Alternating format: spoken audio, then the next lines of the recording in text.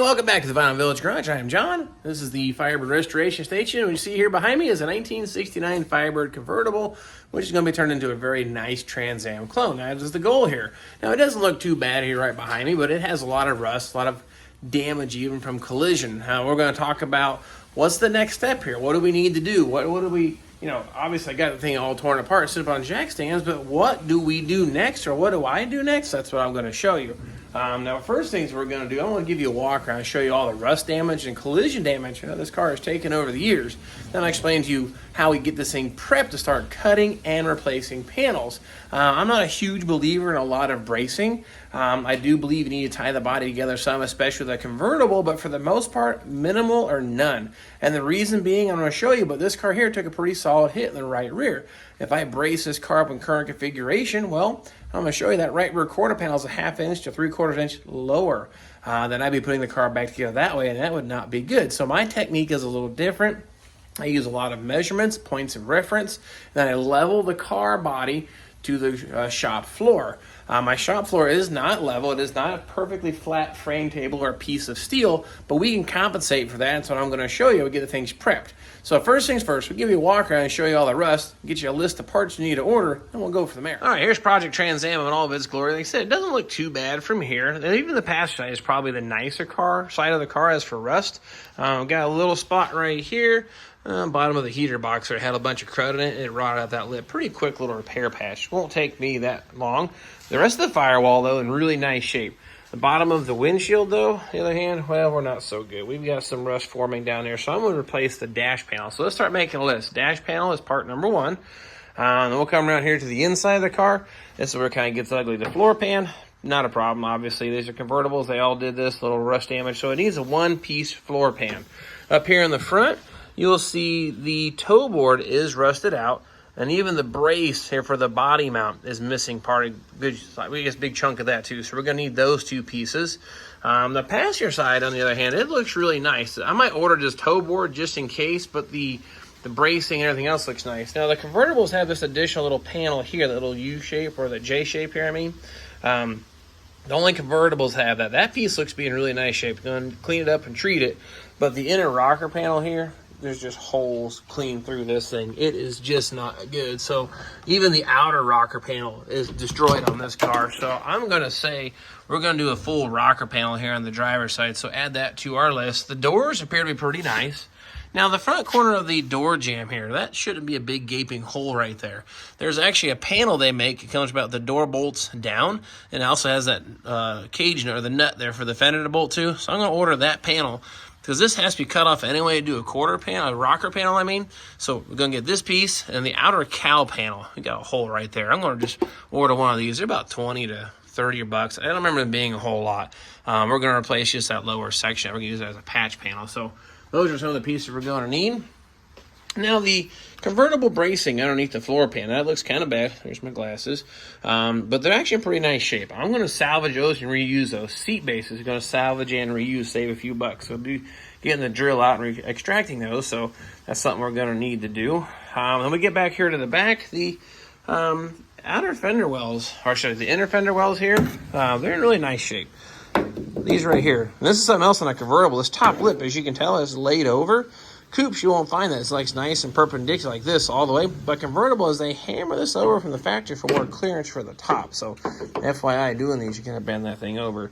We're going to do the outer wheel houses because, well, the rust and stuff inside the wheel well, they're not in that great a shape, and they're not that expensive, and I got a way to get those, sneak those in there. The inner wheel well, you see a little blistering here, but we're going to do like I've done in the past. Just do repair sections on those, and that'll be fine. Now, the frame rails are actually in really nice shape. I'm going to order some anyway because I've got 3 or 4 other projects I can use them on if we don't need them. But if I do need them, they're always on back order. I'd rather just go ahead and get the ball rolling on those so I have a set. Both frame rails are in nice shape. Now, the trunk floor doesn't look too bad from under here. It actually looks pretty tidy and pretty nice. But that's a different story when you get up top here. And pop the trunk, and you'll see a little more of the story. Now, not because someone cut some big gaping holes in it. That is a really cool trick I learned from JK Next Garage. saw them do this instead of fighting, getting that spring mount out, make you a nice big access panel. I'm replacing the trunk floor anyways, the only reason why. So just kind of FYIs, that make your life a lot easier. So thanks, Jim, for that tip. So you can teach an old dog some new tricks. But this doesn't look too horribly bad, you're saying, John, but why are we doing that? The center here is rusted out pretty bad. There's a couple holes starting to poke through.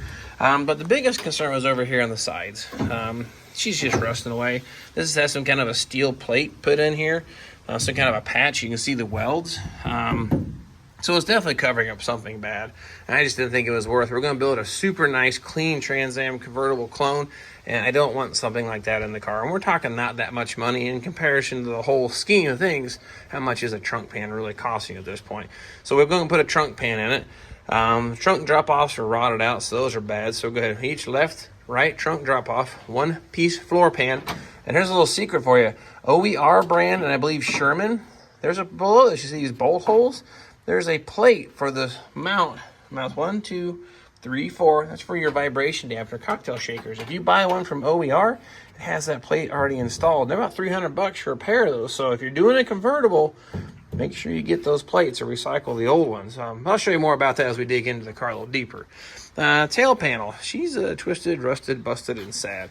Did a lousy job of putting it in a long time ago. Reason being is this side here is actually pushed down. I'll show you here.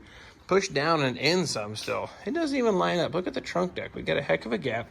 And if I were to drop a tape measure from, let's say, a point here, or let's say a point here to the floor and a point here to the floor, I got a 1/2 inch to 5/8 of an inch difference from side to side. And that's only on the outer sheet metal. I did a drop from the frame rail to the floor, and they're both in an 1/8 inch of each other. So it didn't bend the frame, it just bent the body around the frame. So we're going to do a tail panel, outer, and the inner one on the inside of it. I'm going to do a full quarter panel driver's side, a full quarter panel passenger side. And the same thing, outer wheel well on this side here. Now, here's something else kind of interesting. The passenger side rocker panel. Look at this. The pinch weld, no swelling at all whatsoever. Looks fantastic. And then if you look here inside the car, even down in here, nothing really going on. That looks like rust, of course, but it's very minor surface rusty. We'll come back to the back corner. It looks really nice. So I'm going to recycle the passenger side rocker panel. Now, this quarter panel was installed. It wasn't necessarily put in exactly 100% right, so I don't love it. So we're going to cut it out and replace it again anyway. We do have quite a bit of rust forming in it. It's not necessarily rotted out, but just not a good quality install back here on the back corner, and it's actually sitting down a little bit. So I do not like how it's set up. The door gap isn't horrible on the car, but you can see it's tighter at the top and wider at the bottom because this quarter panel is just, I don't think it's installed right. But that's why I leave the doors on. We're going to use the doors as a point of reference. That's what you're going to see when it's done. So when I install that quarter panel, I'm going to try to manipulate, adjust, till I get a nice clean gap. And I like to line my doors up here with the front corner of the rocker panel. As you can tell, this one is lined up right on the money right now. So I'm going to leave that door on for a nice point of reference. And if I start moving the car and I continually check the gap between the rocker and the door, make sure it's not changing as well.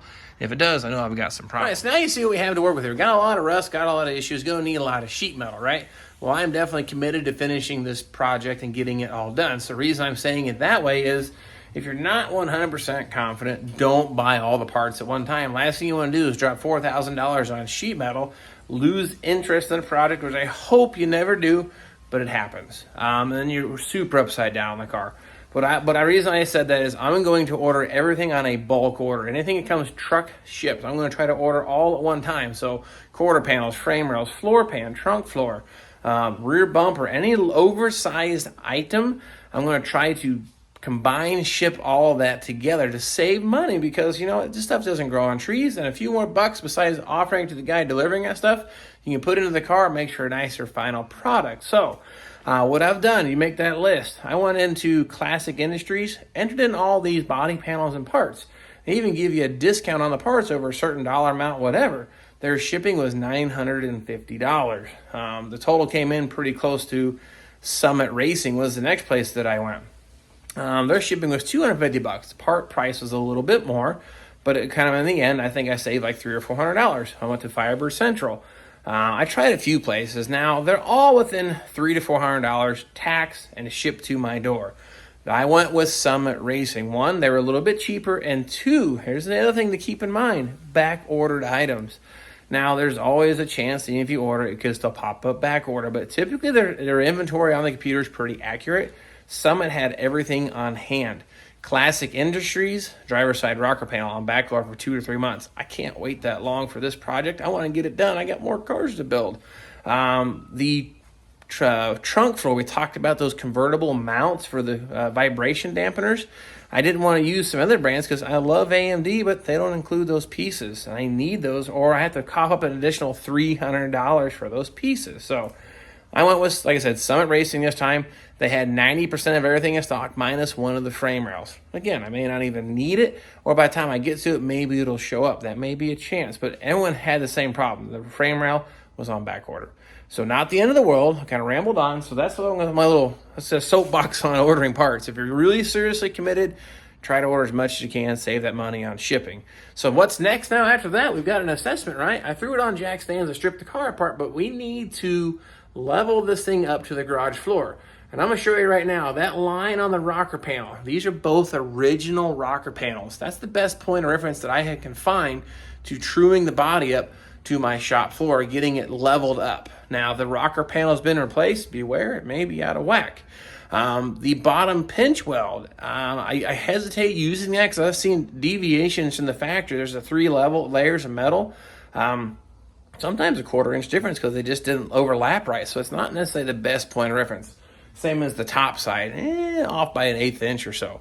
So I like that body line. I'm going to set this thing up nice and level on my jack stands and make sure that body line is level front to back, and then I'm going to measure left side and then right side and get this thing leveled side to side, and then we'll start dropping some measurements and see how bad this thing is. All right, let's get started here. This is the driver's side quarter panel. We're coming down here to the rocker panel. This little corners are going to be our point of reference for the driver's side, and we'll jump to the passenger side and do the same thing. We're going to measure off of, as you'll see on the floor, that's a 7-foot bubble level. I've got that leveled and shimmed up already to keep it nice and level. It's an accurate reference point. So we're going to measure the driver's side, then jump over to the passenger side and see what they compare at.